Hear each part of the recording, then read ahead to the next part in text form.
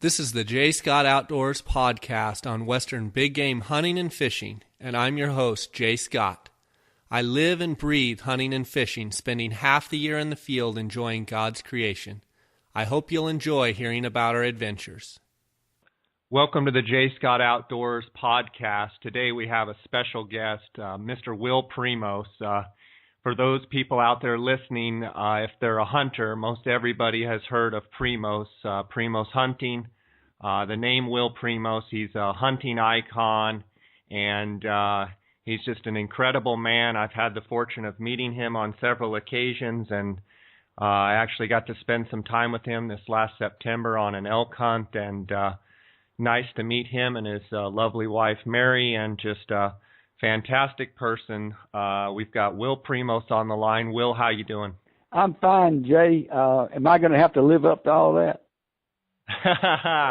Yeah, well, you've pretty much solidified your name and reputation in the industry, and I gotta say I appreciate as a kid watching videos and getting true inspiration of hunting through some of the different things that your company has provided, and quite honestly, your personality on the Truth Series videos and on the TV show and stuff. So for that, I give you major kudos for that. You're mighty kind. An old gentleman, one time I paid him a compliment, and he looked at me and he said, "Boy, I don't ever mind nobody lying to me as long as it makes me feel good." So thank you, Jay, for making me feel good.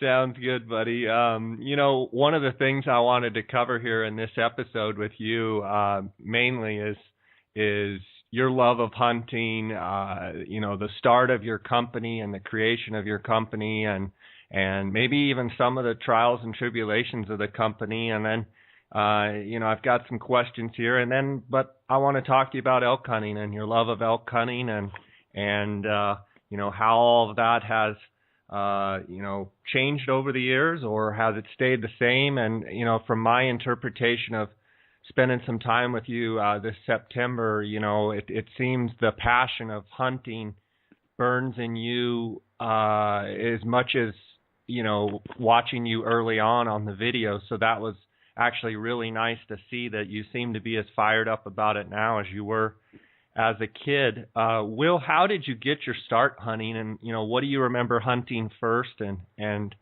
such as a boy? Well, I was very lucky to be exposed to a family, an extended family, aunts, uncles, daddy, that hunted. And so from the time Daddy doesn't know why. My daddy was a very hardworking, my daddy's still living, he's 90 years old, very healthy, great guy. Mama's 88. They're just wonderful people. And I was very lucky to have such incredible, endearing parents, God-fearing Christian parents who gave me incredible values. So I've used that all my life and still do. And I fear the Lord, I love the Lord, and I want to serve Him, and so we all look as we grow up for what are we going to do for a living, and I just took this passion. My daddy said early on, I started to tell you a minute ago that, where did you get this desire for hunting? I was just obsessed. I played baseball, minor league, the only time I ever played. I played one season, and I was a very, very aggressive catcher, and I was going to Little League the next year, and for minor league, and the team, Mississippi Materials was the name of the team that came and approached the coach and said, we want Will on our team. And I said, I don't believe he's going to play next year. And they said, oh, okay, well, why not? I said, I don't know, you have to ask him. So they came and approached me, and I told them, I said, I'm not playing next year. And they said, well, why is that? I said, it's because this takes away from all my time to fish. and that's a true story, and my mother tells it too. She was standing there when that went on, and she allowed me to make that decision. She didn't tell me I had to play baseball. We didn't have as many sports as the kids have today. I'm 63 years old. I was born in 1952. So when at that time around 1960 to when I first got to be exposed to whitetail hunting, I mean, we just had a lot of opportunity around the house with small game, squirrels, rabbits, and I religiously chased them. I had my own little lake there where we lived, and I had a little radio flyer red wagon, and I would fill that little, didn't have very high size, but I would fill that thing up with brim and go home and sit down, and I would clean every one of them, and they would out. That's what I wanted for my meal. I mean, I don't know how that got started, but for some reason I had that desire. The first time I ever went hunting, I can actually remember it, I was probably about 6, and my cousin Jimmy, who works with me now he came to work in the 80s with me here. Jimmy's 68. He'll be 68 this week. But he took me hunting for a blackbird, and he had this CO2 fired pellet gun. It was powerful. You used a tube to screw onto it to fill up the gun, and so I shot me a blackbird, and I was so excited. And Jimmy said, "Now you're gonna eat him. You killed him. You're gonna eat him." And I said, "Okay." So we built a fire right there in the woods, and I breasted out the blackbird. He showed me how, and we roasted that thing, and I ate him. A little rubbery. I remember it being a little rubbery, but it was great. That's I was awesome. putting my own food on the table, and I was all excited about it. That's a great story. That's a fantastic story. So really, hunting and fishing as a kid just burned a passion in your heart and led to you doing other things. But once the baseball, they came for you for baseball, you knew that it would cut into your hunting and fishing. Yeah. Well, I graduated from high school in 1970.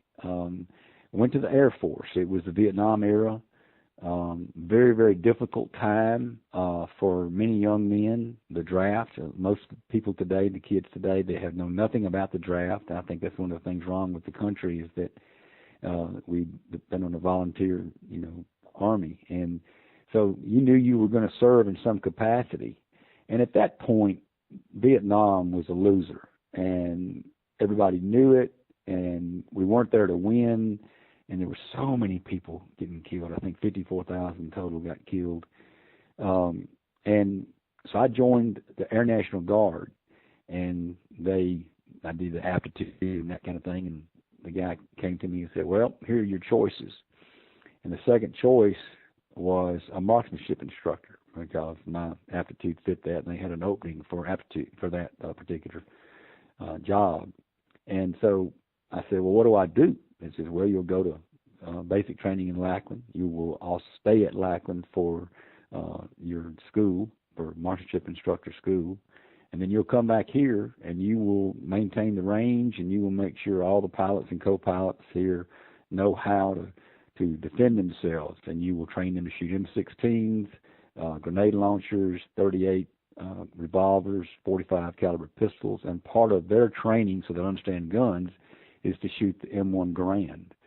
And so I maintained the vault, maintained all of the guns, and taught them how to shoot. And it was wonderful, as I did all that. And I went on and graduated from a private school. I started out at Mississippi State and Ole Miss, and I minored in biology. I wanted to study forestry.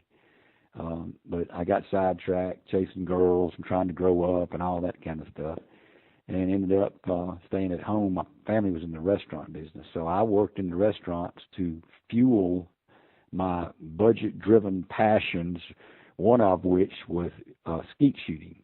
And I was, as a matter of fact, in 1964, I was the junior state champion in Mississippi. And this is kind of a funny story. I was the only entry in that division, so I won by default. And won by a landslide. I won by a landslide. But I worked with the family because I could get my schooling done and work hours that their restaurants. Some of them they operated all the time. There were 5 of them, and we were very close, big family. There's aunts and uncles, 4 uncles, and my daddy and my granddaddy, and anyway, and that's where I went in life to make a living. But I started making turkey calls. I started selling them in 1976. And just couldn't find what I really liked, and I developed a process, and it was just kind of a hobby, but it quickly became a business. And one thing led to another, and I said, well, dadgummit, I might be able to get out of the restaurant business, because the restaurant business is confining. That is one heck of a retail occupation to have, especially independent restaurateur. And Will, what were your jobs in the restaurant business? I mean, were you everything from a dishwasher to what actually were you doing? Yes, that's part of the work ethic. You did it all, because who knows who's not going to come to work that day. But we opened and closed. There was a Primos that opened and closed every restaurant and controlled the cash receipts and making the deposits. And so you worked doing that, but if you got too busy and the staff couldn't handle it, you waited on tables. If you needed to assist the staff in expediting and getting the dishes off the line and out to the tables, you did that. If the hostess was sick that day, you hosted. So if you needed to mop the floor, you mopped the floor. If you needed to clean the toilet, you cleaned the toilet. I mean, and that's part of the work ethic, and I think that's what I was taught by my family. I wasn't above doing anything, and still am not. And I love people. I love seeing people be successful. As I got into the call business, the first big success that really saw this thing might have some light at the end of the tunnel was an audio tape. There were no CDs, there were no DVDs. It was audio, or VHSs weren't even born yet. And I did an audio tape and explained how to use a turkey call, and I actually recorded live hunts in the woods. And that thing was a huge success. It helped us sell more calls. And the next step in 1986 was video. And it was a timing issue. If video hadn't come along, I could have never promoted the company the way I did.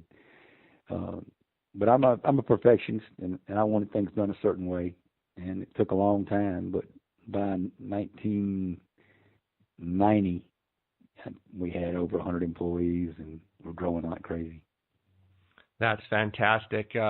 Will, doubling back to something you had said about, working a family business, pretty much doing every job, what can a new business owner and or the younger generation today learn from the mentality of, don't quit your day job and continue doing what you're doing, but doesn't that force you to work 24/7? Can you talk a little bit about, that mentality and why that's allowed you to succeed? I can. I'll take that a step further, because I recently had to give a speech, and this became part of my speech, because I was speaking to a lot of graduating kids moving from college into the workplace, and some high school people too, but mainly they were business people and college kids that were fixing to be graduating. And I've met many kids. Have you finished school? Yeah, I finished school. So you got a job? You working? No, I hadn't found what I want to do. I just don't know really what I'm passionate about. Oh, okay. Well, how are you paying your bills? Well, I'm still living with mom and daddy, and they're still helping me. And that really disturbs me. And I got kicked out. I was given a guidelines and said, okay, here's the window. So if you don't get this done by this date, you're on your own. And so I had very strict upbringing, but it made a man out of me at an earlier age. And one of the things that I realized was that I had to make a living. So when I got back from the Air Force, went back to college, got my college education finally, graduated in 1974, I was fixing to get out of school. And I really wanted to hunt for a living. And how do you do that? And does that pay the bills? So I went to work for my family, and we had one restaurant that was absolutely huge. We had, I don't know how many, over 125 employees during the peak Christmas season and stuff like that. But we had 13 banquet rooms. It was the only facility that didn't have a hotel and associated with it that had banquet facilities. So we entertained the Kiwanis Club and the Rotary Club and a lot of other organizations who met on a regular basis. And then we'd have dances for the Calliope Club. It's an older group of people in Jackson, Mississippi that had a big dance once a year and stuff like that. Well, I really didn't want to do that. But yet I was taught, no matter what you do, if it's digging a ditch or whatever you do, you dig the best ditch. And if you agree to work for a certain wage, whether you like the salary, the wage or not, if you agree to do it, then you owe it to do it the right way and to do it the best of your ability. And you also anticipate problems. So when you're doing something, don't take a shortcut because it's just going to give a problem to somebody else down the road. So I remembered all those things. But what happened was I did those things not really wanting to do them, but I did them because that was my job, and I took it seriously. But I began to meet people that I would have never met otherwise because I'd been in school, been doing all that kind of thing. But here I was meeting the business leaders in this area, and they opened doors for me. One man was the biggest industrialist in the Southeast, a man named Warren Hood. He was eating dinner with his wife on a Saturday one day, and I was waiting on tables because we were short of help. And I've known Mr. Hood, went to school with his children, with his the same age as me, so I've known who he was and what he was. But he had 18,000 acres of Mississippi rolling pine and hardwoods in south of Jackson. And he says, look, I'm covered up with turkeys. You come hunt with me. Come on anytime you want. And that's where I did my recordings. And then we'd ride around and he'd tell me stories about his business endeavors. He started over 50 companies, extremely, extremely successful. And so these openings, another man was Bill Walker, that opened his door to me. And they gave me opportunity I would have never had any other way. So my message to the young people is, no matter what, pay your way, get a job, and it will open the door that you never would have been able to see was open for you by what you did, by who you met, by opportunity that you didn't know was going to be there. So if you sit around waiting for this passion to come up, it may not come till later in life. My daddy, he worked his fanny off. He didn't retire until he was 76. And he raised 3 boys, sent them to college, took care of his family. He's a Depression child. He's a World War II vet. And he's part of that generation that is so great. But he taught me that I was going to have to make decisions, and the decisions I made were going to be so important. I love the Jeremiah Johnson movie that was put out in 1972. It was directed by Sidney Pollack. Stars Robert Redford. It's a story about a mountain man. You know the story. Yeah. And it's fiction, but it's built on some lore and some nonfiction of the mountain man history. But there's a song that repeats itself throughout the theme of the music, and the song's words are, "The way that you wander is the way that you choose. The day that you tarry is the day that you lose. Sunshine or thunder, a man will always wonder." So it's just a wonderful, message that even other people have gotten. But doing nothing is not the answer. Do something, even if it's not what you think you want to do. Yeah, I mean, that's an incredible point to make, that even in a situation where, people think they're in a dead end, if they change their attitude and realize that the opportunities might be right in front of them, and that they need to seize those opportunities, although it might not be the way they think that it's going to go down, some of the best opportunities might be staring them right in the face. With that being said, Will, you talk about, you did some of your first recordings. Talk about some of, what was your intention on getting those recordings? Did you want to, get the very best sound that you could, or was it more from an entertainment standpoint as far as trying to sell the calls, or was it more from a standpoint of wanting to be precise and get the exact sounds of those turkeys? It was all the above that you just said. First off, you wanted it to be accurate, but I kept going I'd make calls, and then I'd go to an outdoor show, and I'd have a little 10-foot booth, and I'd put my little calls on a card table, and I'd sit there with a little sign that said Primos, and I would talk to people, and they would go, "Look, I've got turkeys on my land, but what do I do?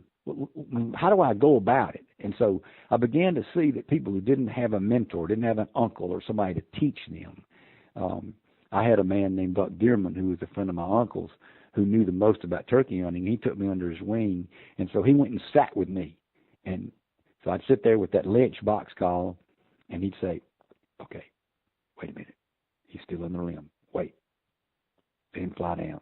When you think he's on the ground, well, listen for his gobble. It'll sound different on the ground. And when he gobbles on the ground, he's ready. Now, let him know you're here. Just cluck and yelp at him. Don't be too, just take his temperature. And so old Buck taught me how to take a turkey's temperature and gave him the scenario. So when people would walk up to me, I realized, that's the same for everybody else. So the goal of my recordings was to let people actually hear the sounds I was making and the response of the gobbler. And I would narrate it, try to. And I hired the best sound guy that I could find in this area. And he used what at that time was called a Swedish Nagra, N-A-G-R-A recorder, if the way I remember it. And it was reel to reel. And the reels were bigger than the surface they spun on. So he would have to open it up, take out the reels, and he's making a little noise and putting them in place. So it was very difficult. I thought I'd go out the first day, I'm Will Primos. Yeah. I can kill a turkey anytime I want. I mean, I think it took us all season to finally get one hunt. It was ridiculous. You added these other elements that make it hard to move, hard to make the plays you need to make, and getting the sound and everything. It was very difficult. As soon as I had that, I went to the studio, and I got lucky. There was a guy, Wolf Stevenson, that I'd known. I had met him when I was 16 years old at a dance in Jackson. And I remembered him, and he owned Malico Recording Studios. And they recorded all the blues and soul of all the Southern artists. And so I went to him and I said, look, can I hire you to put this tape? Yeah, we can do it after hours. I won't charge you. And this guy was like, you got to be kidding me. I said, I won't pay you something. Take me to dinner. So the studio would close down sometimes 9, 10 o'clock when the artists would quit doing their deal because they like to work late at night. And we'd work till 2 and 3 in the morning. And back then, it wasn't digital. It was all on tape. And you've heard, some of you might have heard the expression, well, that'll hit the edit floor. Well, They were actually taking the tape with a razor blade and locating the ah. So he took out, every time I said ah, and I was probably 1,000 of them because I didn't know what I was going to say the next word. I was going, So he'd take his hands and he'd roll the disc back and forth and go, and he'd find it, and then he would take a razor blade and cut it out and tape the back of it. It was incredible. So that was the edit process. That is unbelievable. It is. And Will, at that point in time, I mean, it wasn't like you had a bunch of money. I mean, you were putting everything you had into this deal, and there were probably some that looked at you and said, you're going to do what? And did you take that as fuel to fire and just knew that you were going to follow your passion and knew that you wanted what you wanted to do, and you didn't let the distraction get to you? Talk about a little bit about that. Well, some of that is true. First off, I'm a realist. I'm going to look at reality. I might have a desire and a dream, and I'm going to, as long as nothing stops me cold from trying to reach that dream, I'm going to try. So, yes, people said, you're going to do what? And I remember one guy told me, he says, number one, O-L-T. Olt's got the waterfowl market tied up. Ben Lee and Quaker Boy, and they were blowing and going back then. They weren't as big as they became, and then we passed them later. But they were everything. Loman was everything back then. And I said, yeah, but they're not doing it this way, and I think I have a better idea. But here's the deal. I didn't quit my day job. I hired a guy going to school, and he got out of school every day at 12 o'clock, and he would come over. I had a recording machine set up, take the orders. I was advertising in Turkey Call magazine. That Turkey Call started in 1975, NWTF, and they had a little just a little 1-inch by half-inch little ad, Primos Yelpers for sale, call or write. That's all it was. You didn't even know what I was doing. And I learned. But yeah, I did not quit my day job. And I think finally in 1988, when I quit the day job and went full time, I didn't draw a salary I know this for a fact. I didn't draw a salary for 10 years. My wife supported me, and up until that point, I think when I quit in '88, I had like 26 employees, and I had them working at my house. I couldn't afford at that point. I didn't have enough momentum built up, so I couldn't afford to go spend a bunch of money on rent every month. So I converted the living room, the garage, every aspect of my house was one part of the business. I'd even hired a head of marketing back then, and I had him take over the living room. And that's where everybody came to work. And I think that's what you do. That's just what you do. Yeah. It's definitely entrepreneurs, American, that's just how you do it, and that is an unbelievable story. And I think it shows your work ethic. I think it shows your commitment to the company and commitment to the belief that you had in yourself and in the company. And it sounds like it was an all-in deal. While you didn't quit your day job, you were fully invested in this your way of the future and your idea that, there was nobody going to talk you out of that. And I think that's a huge, important thing for people to remember is, once you get started down your path, it's going to be bumpy along the way, but you keep plowing forward if you believe in your dream. Yeah. Well, there's a lot of sacrifices, to make. And I never got that big, huge sledgehammer in the forehead brick wall that said, this is over. I kept getting little encouragements. Some of the biggest encouragements for me were people that said, hey, I can't believe how that turkey responded. I can't believe how that deer responded. I got to a point, and I forget the date. It was somewhere in the middle 80s or somewhere around there. I wanted to go and learn about elk. I didn't know nothing about elk. I'd been seeing elk and seen mule deer at Estes Park, and when I was in 1967, I went and took a little vacation there with my family, and I knew I'd come back to be a part of that because I hiked up and fished in a little beaver pond and caught cutthroats, and I was enthralled by that at 15 years old. Well, I went and got these two guys who had killed the number 1 and 2 world record elk. They were both from your state of Arizona, and they were the Elmer, Jay and Jeff Elmer. Yeah. You remember them?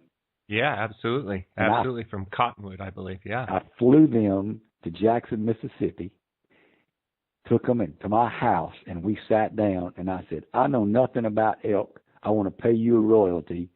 Help me design elk calls.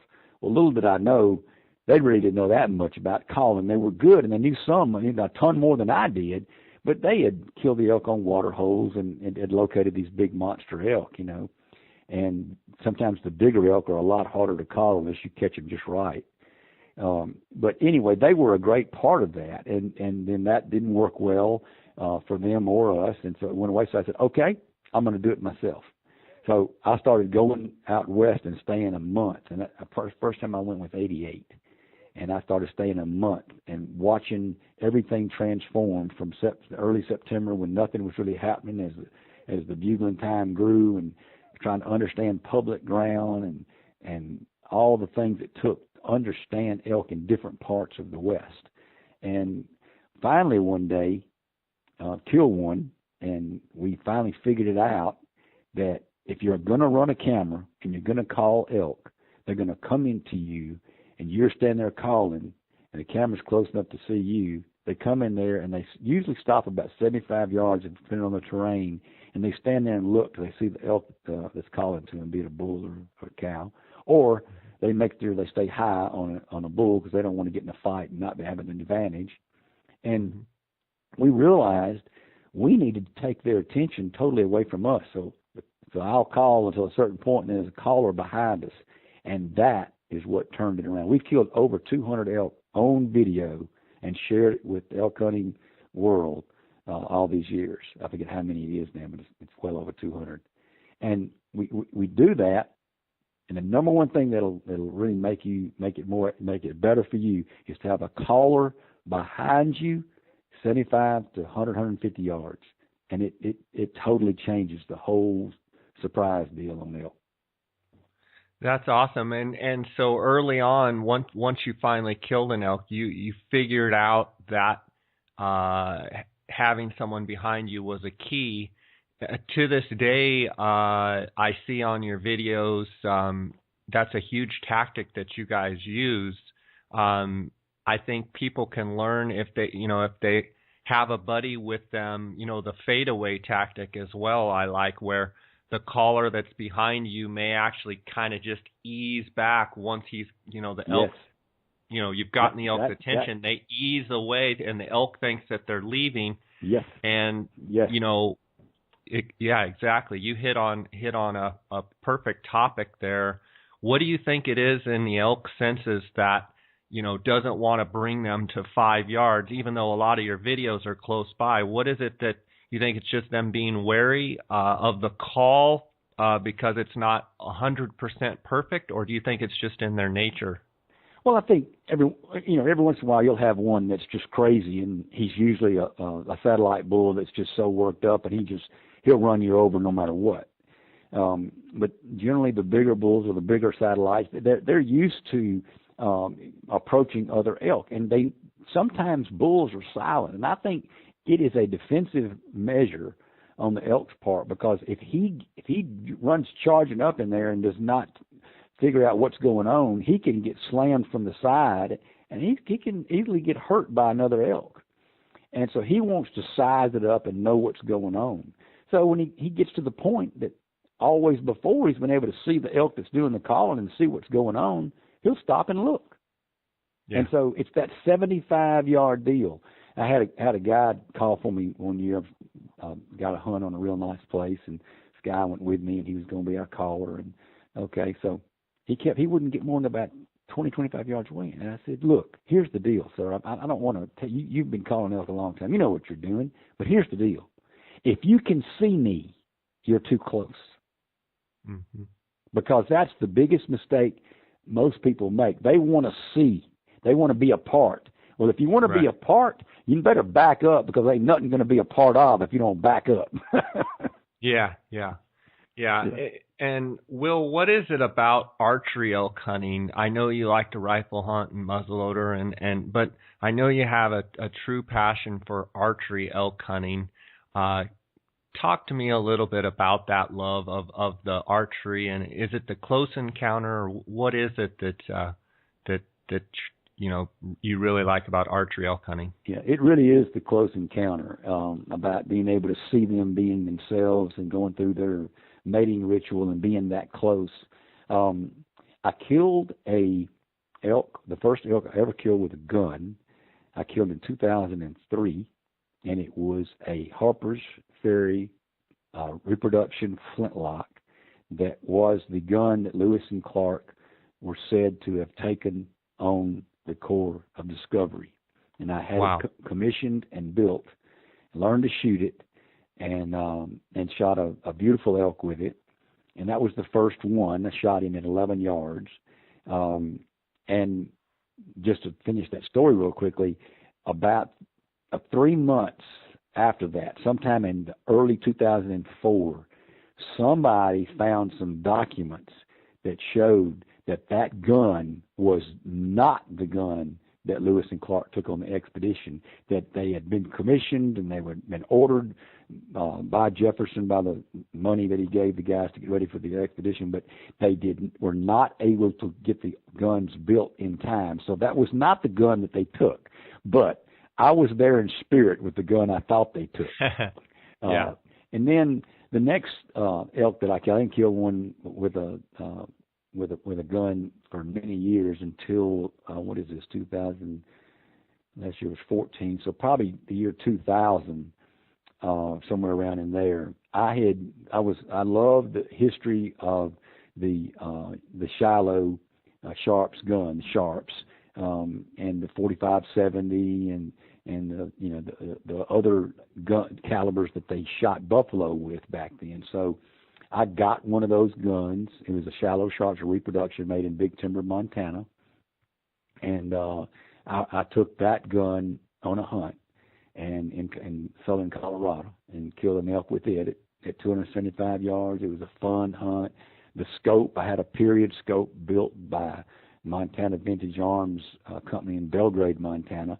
The scope's, it's not more than an inch in diameter, and it's 28 inches long. And it's an old 6-power scope. And actually, the scope, when you shoot it, it's on rails, and it goes forward so it won't hit you in the eye because there's not enough eye relief. And the gun kicks back.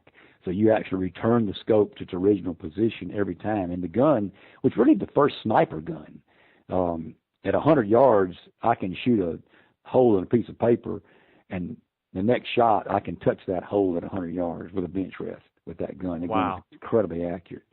Anyway, so I killed that elk with a gun. And then my company was acquired and purchased and is part of a larger conglomerate of brands, 30-something brands, one of which is Savage Arms, which I'd never shot a Savage. And so I got a Savage and went hunting with a Savage 2 years ago. Used a 308. I love the triggers on those guns. They're incredible. And it's kind of cool. You shoot an elk with one of them things and they fall down right there. You don't have to go track them down. So it's pretty cool. And then last year I killed one with a 300 at 225 yards. And it was a neat experience, but I love the bow hunting. I shoot a Matthews, and I just love bow hunting. I love being up close. But the bow hunting, there's so much more to it. The physical part, the time of year part, watching the fall hit the Rockies, the aspens change, and just enjoying that part of God's creation. It's just overwhelming to see all that. So I go back to the beginning we were talking. I feel so lucky to have been exposed to wildlife and the places that they call home at an early age. And as I grew up and began to see how much habitat was the answer. It's one reason I love the National Wild Turkey Federation so much. Yeah. As they realized that they had fulfilled their mission, which was turkeys everywhere, they looked at it and they go, wait a minute, we really need to examine this. What is our mission now that we've fulfilled our mission? And the mission is save the habitat, save the hunt, because everybody wants to take away our hunting rights, and you don't have anything to hunt if you don't have habitat. And I love the people in Arizona who go out and build water tanks and take care of elk and provide the habitat that they need to thrive. So I call it the places that wildlife call home. So I love being a part of that. Yeah, and you can tell in your videos. I just watched the latest Primos Truth, the elk video, and it was fantastic. One of the things that always amazes me with you, Will, is on every video it seems as though you're able to capture the emotion. And knowing you personally, I mean, and being around you, that is the guy you are. Can you speak a little bit about some of the times on these videos when, you can tell that the emotion of the situation or the realness of the situation almost takes over you, and, you just go into your, appreciation. Talk to me about the realism of what you feel in your heart when that moment hits. Well, hunting with a camera person who's running the camera, I've always wanted the camera guy to be a part of the hunt. They're not a fly on the wall. They're actually there. They're helping in the process. So you're becoming a family of friends. My wife gets to go on one elk hunt with me a year. I usually go on 2 or 3 a year, and she goes on one, and she's called up the last 17 elk that I've killed. And to be there with her, to have her see and be a part of it, she says it ain't hard to call up an elk, that all women should be able to do it because they know exactly what a man's thinking. So that may be true. There's a lot of truth to that. There probably is a lot of truth to that. But one time we were, I was standing there and I went, oh my gosh, there's a bunch of elk behind me. And, probably 50 yards behind me, I could hear feet, I could hear rocks rolling, and, I'm going, oh my gosh. And so I just froze, and I had quit calling the elk that way out there. I usually call when they get within 150 yards, but he never got that close, and I just shut up because I didn't want to get the elk all over on top of me. I wondered where Mary was, and so I hunts over and we're talking. I said, "Did you hear all those elk behind me? Did you see them?" She goes, "That was me." I said, "What were you doing?" She says, "Well, I picked up rocks and acted like elk walking and started, just acting like elk, being elk." I said, well, "How'd you learn that?" It says, "I watch it all the time." So, that's great. when the time does hit, I am an emotional person, but I've learned to just forget about the camera. And for the most part, there are moments when you do remember it, but for the most part, I tell the camera guy, either you're running the camera and you get it, but I'm not redoing it. If you catch me in an emotional moment and I allow you to share that with the public, that's fine, but I can't redo it. Yeah. This isn't Hollywood, and that's one of the Primos. Not genuine, yeah. Yeah, it's one of the Primos trademarks is this ain't Hollywood. Yeah. And it's not. I remember one time I killed a whitetail. It was a big moment. It was a big whitetail, and I was so just to be there. And I'm with this person in the tree, and so I just turned to him and I said, "Can you just turn that off a minute?" And he turns the camera off and looks at me like, "What I do?" I said, "Just let me be alone for a minute." And I climbed down and I went and found that whitetail on my own. Because that's what we got to do. That's what you, Jay, and Will got to do before we were followed around with cameras. We were just enjoying God's creation, enjoying this moment of putting food on the table and the respect you had for all of this. And, we're seeing all kinds of wildlife in addition to the game that we're after. But we wouldn't see it any other way if we didn't go there and do it.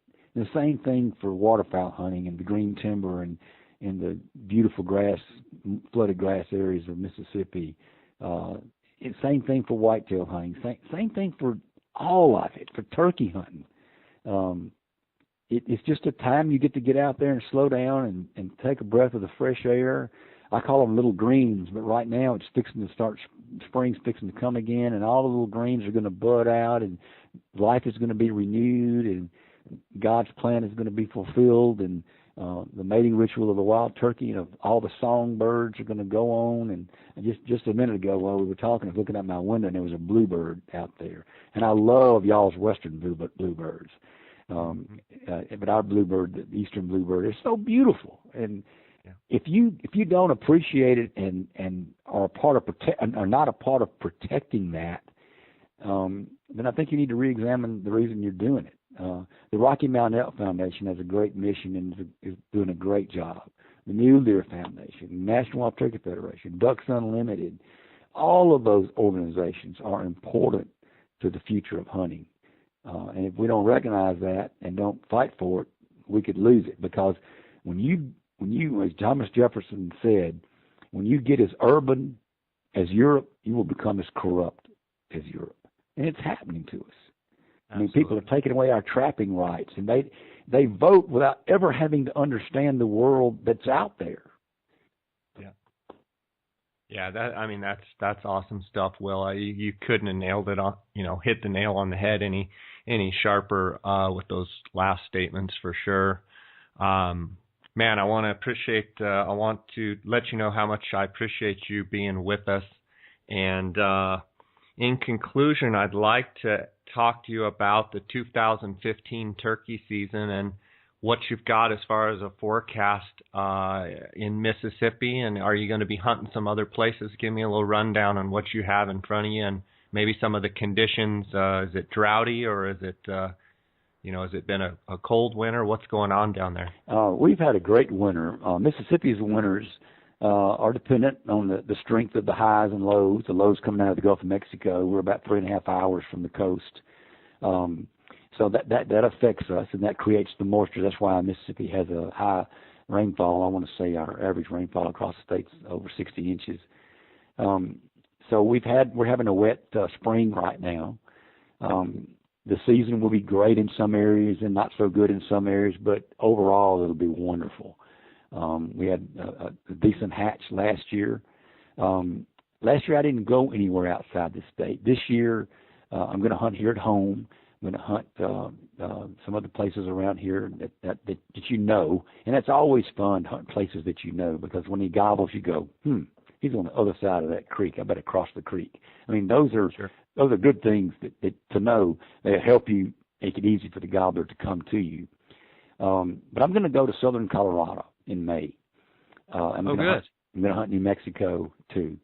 The Miriams of the West are beautiful. I had one in northern New Mexico, right below Wheeler Peak. I killed him at 10,500 feet, and he was with a Jake. And we hunted him. He was a very hard-headed gobbler. Somebody says Miriams are stupid. They're nuts. They can be very smart. But I named this turkey Poncho, and his buddy was Lefty. And so we were after Poncho and Lefty, and the fifth day we finally killed him, and killed Poncho. And he was a trophy Miriam. But I look forward to seeing that. When I shot that turkey, Poncho, there was snow in the background on the north side of the hill there, and that hadn't thawed out yet, hadn't melted. So I look forward to being in your part of the world this spring. Awesome. Well, I wish you the best. And when does your season start here in Mississippi? What day does it start this year? It starts Monday, the 16th. Okay. So you're just about. Youth season was this past weekend. Youth weekend. Mm-hmm. Good. Well, which you're is a little early. I mean, it's a late lingering winter. We've had a good winter, you know. And you know, our winters, it might stay below freezing for 2 days, 3 days, but generally if you have a 20-degree morning, it's going to get up to 40 or 45 that day. So we don't have the winters like they have in the Northeast and, you know, some parts of the West. You know, doesn't stay frozen. Sure. Well, I wish you the best there in Mississippi and on your adventures out west. And it was great to see you in Nashville at the NWTF. And also, thank you for that box call. You sent me a box cutter after the elk hunt. I'll cherish that forever. You signed it, and I'm gonna use it, but it's always gonna go in a special place for me. And you see, when I sent it to you, it's probably worth $50, but when I signed it, the value was lowered to $5. A depreciating asset. Huh? Exactly. Not in my book. I just want to tell you how much I appreciate you coming on here and talking with us, and wish you the best on your turkey hunts and your elk hunts next year. And God bless you, and thanks for doing all that you've done for our hunting heritage. And tell Miss Mary hello. It was great to get to know her last September, and we'll be chatting at you, and just have a great season, and we'll be talking at you. Well, thank you. Take care. And you going after the ghouls this year? Yep, we're going to do, I start every year in California with my nephews for Rio Grandes, and then we've got some Arizona Merriam's hunts here, and then I'll finish up 2 weeks in Mexico, guiding Gould's turkey hunters the 1st through the 15th. So should be another fantastic year, and have to get you down sometime to hunt a Gould's if you haven't already got one. Yeah, my luck, I'll end up in some Mexican jail. Well, you better brush up on your Spanish then. I'd have a lot of brushing up to do. Sounds good, Mr. Will. We'll take care, and congrats with all your successes, and we look forward to seeing more videos, and keep up the good work. You're mighty kind. Thank you, Jake. All right, buddy. Take care. Bye-bye. Wow, that was awesome, getting to spend some good quality time with Mr. Will Primos of Primos Hunting Calls. I've been a big admirer of Will's for many years, and it was just awesome to have him on the show. I want to thank our listeners for supporting us and giving us good ratings on iTunes. And if you have some feedback and comments, please put them on iTunes. And if you have any questions or comments of the show and you'd like to contact me directly, you can email me at jscottoutdoors@gmail.com. You can follow our progress on our upcoming turkey hunts and such that we have going on across the West at jscottoutdoors.com. On our Facebook page at JScott Outdoors. We have a YouTube channel, JScott Outdoors, and Instagram, JScott Outdoors. And then my associate, Dar Colburn, is Darr, D-A-R-R, Colburn, C-O-L-B-U-R-N. Follow us on Instagram. And I just want to, again, thank our listeners for tuning in. And I had mentioned in the show that Will Primos had given me a turkey call after spending some time with him on an elk hunt in September in Montana.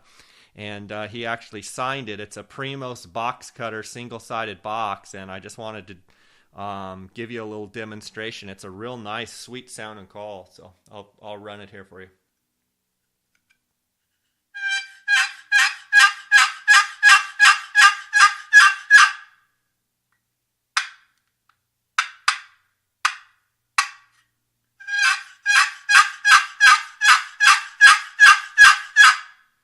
It's real easy to use. You can actually, cluck with it, and it's just a nice sound and call.